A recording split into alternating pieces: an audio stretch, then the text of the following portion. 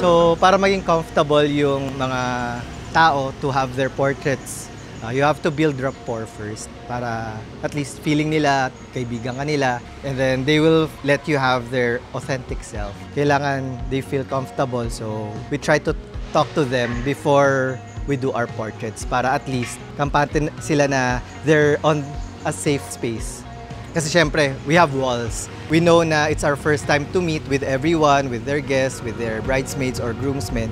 We're literally strangers. We need to talk to them para they could know us better then. Tapos, ayun, they'll share their authentic side para pag nagkuha kami ng mga portraits nila, photos, candidly, or post, mas natural yung look ng mga photos.